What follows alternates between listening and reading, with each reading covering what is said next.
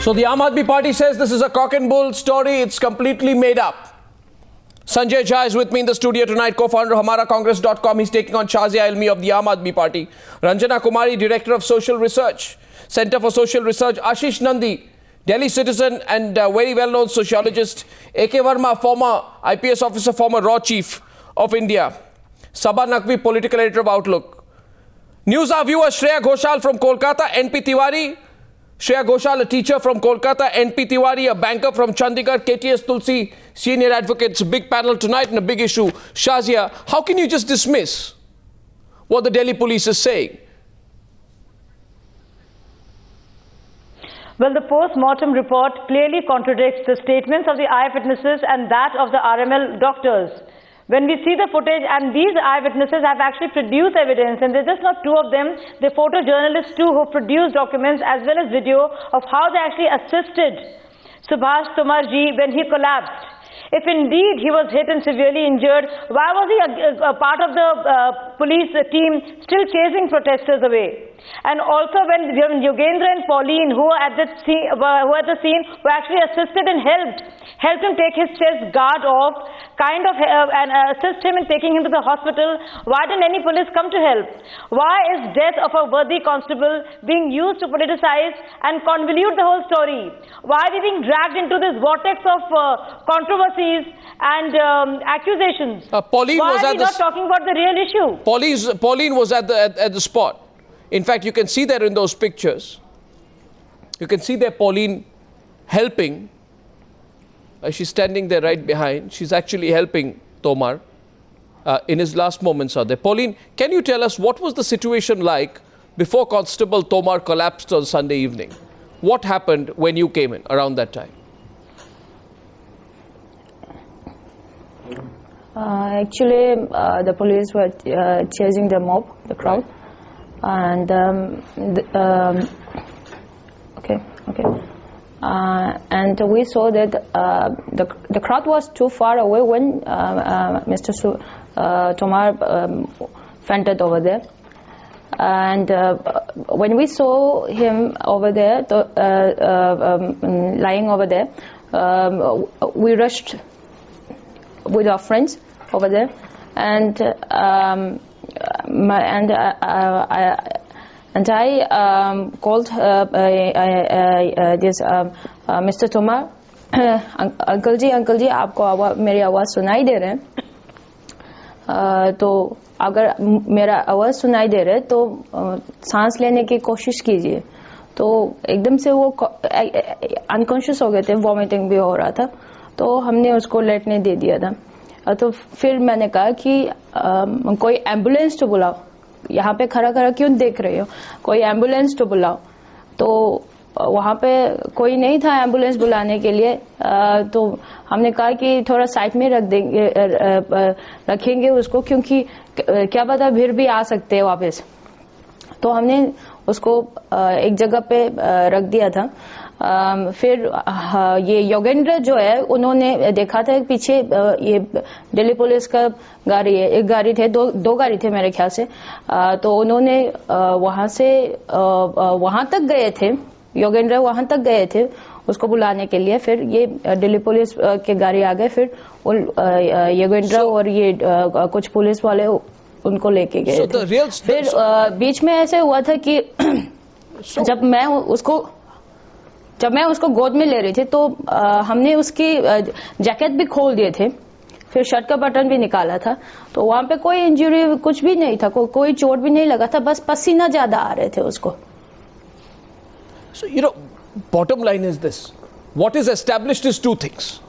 One, the first point which is very clear is that the police was not there helping him. It was the protesters who were helping him. The police may have been busy somewhere else.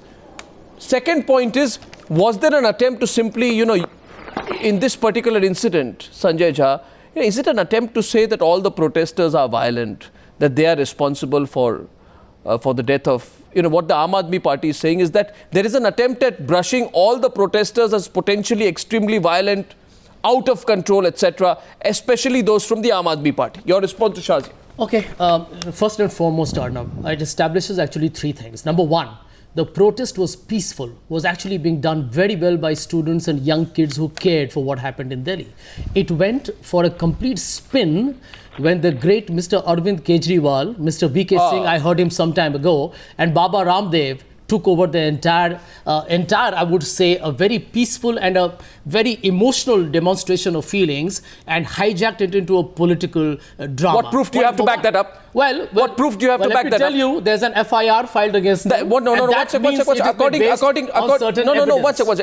come on, please. Please, one minute. According to Mr. Kejriwal, while granting bail, the court repeatedly asked the police if you have enough proof against those arrested, but the Delhi police failed to produce such evidence. Well, let me tell you. Moreover, Delhi police are not obliged to respond. No, so then don't quote the FIR. One second. Don't quote the FIR. Mr. Kejriwal, take back what you said on the FIR. We will get to know about it. Take back what you said on the FIR. No, point number two. 1 second. At this moment of time, it is ridiculous. No, point number 1. It is ridiculous to say at this point, Madam Ilmi, let me finish. I didn't interrupt you. Point number 2. And you come from an AAP party, so as a political party now, let's have a civil discussion. Briefly make your point. We've got to go to the other panels. When did a forensic medical investigation become secondary and inferior to an eyewitness account? I mean, this is foxy to me, and I think it's unheard of in any global criminal investigation. Okay. So you're saying, before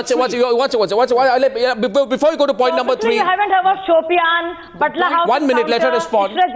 You don't know any of these cases. You don't know about Manu Sharma and the CFSL report that acquitted Manu Sharma. So obviously you don't know about any of the cases before. I'm now going across to the others. Ranjana Kumari, I'm going across to Ranjana Kumari. Ranjana Kumari, my question to you is, today we have the representative who's representing hamaracongress.com saying it was all fine till the Aam Aadmi party and Baba Ramdev entered the scene.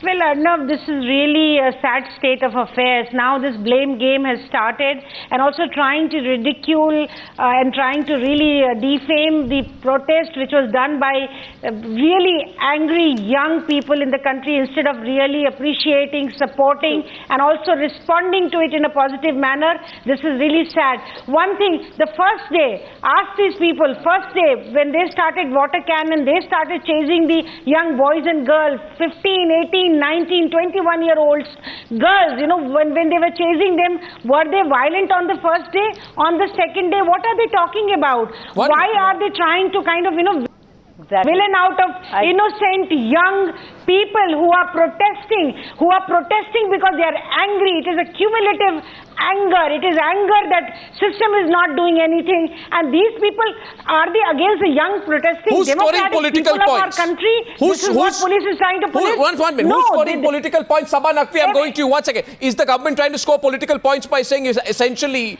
the violence was engineered by the Aam Aadmi party and by Baba Ramdev and possibly also by people like V.K. Singh? Sabha Naqvi. Arnab, obviously the government is trying to make some political points, but I feel it's not succeeding very much, because the Aam Aadmi party had a very legitimate right to be there. I also want to say they have a legitimate right to question a post-mortem report. In India, everyone should be able to question post-mortem reports, because the sort of track record of the police is not great, in spite of this very unfortunate death of Mr. Tomar, and this whole situation which came out of an incident which was so tragic, and which a lot of people, having gone to the site, a lot of people were coming there also because the media was playing it up, and people came there out of genuine concern, genuine feeling. And also, there were some people who were just curious, who just wanted to be part of a tamasha, and some scuffles broke out, and the whole thing spun out of control. And out of that mess that then subsequently happened, you have a situation where you have this pathetic display of politics happening. 1 second. Can I just finish what I'm saying? Let him complete. Out of that mess that happened, and Sanjay Jha, I don't think went there since I've been there, and I live in Delhi. So, out of that mess that happened, you have this pathetic display of politics which is going on, a pathetic sort of one-upmanship between the police and the Delhi government. Now we are having a slanging match for no reason between the Aam Aadmi party and the Congress gentlemen here. because it's not really about that. It's about a sentiment which people felt in urban India, because we have a whole generation of women who are out there working in post-liberalization India, who come out of traditional backgrounds, who are now leading modern lives, and they perhaps relate to this story of a woman who faced such a brutal attack on her. It's become a flashpoint for a feeling in urban India, in small town India. There's no doubt about that. But question to Mr. A.K. Verma is, the doctors at RML treating Constable Tomar had ruled out any external or internal injuries. But the post-mortem report claims that Constable Tomar died of internal injuries. Is there a discrepancy that we are seeing there, Mr. Verma? And can that discrepancy be completely glossed over? There is obviously a discrepancy between the statement. There is a discrepancy between the statement of the doctors and the post-mortem report. Now, the post-mortem report speaks of 3 ribs being broken, and internal injuries in the chest, in the stomach, and in the neck.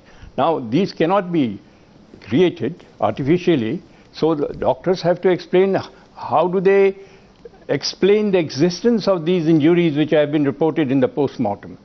So this discrepancy is there, and it's too glaring to be ignored. No, Mr. Verma, while a senior police official claims that Constable's ribs had fractures and these multiple injuries aggravated his condition and led to cardiac arrest, one of the doctors treating him said that those rib cage fractures could have happened when we were giving him cardiopulmonary resuscitation.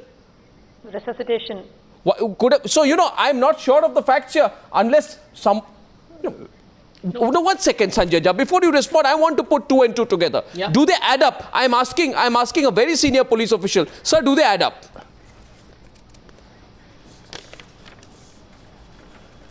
No, they don't add up in the sense that what the doctors have said doesn't corroborate the report. And I don't think post-mortem reports can be concocted in this fashion.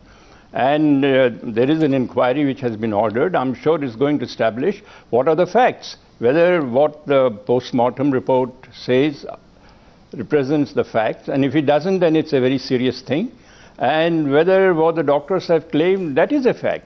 It is bound to be established during the inquiry which is taking place.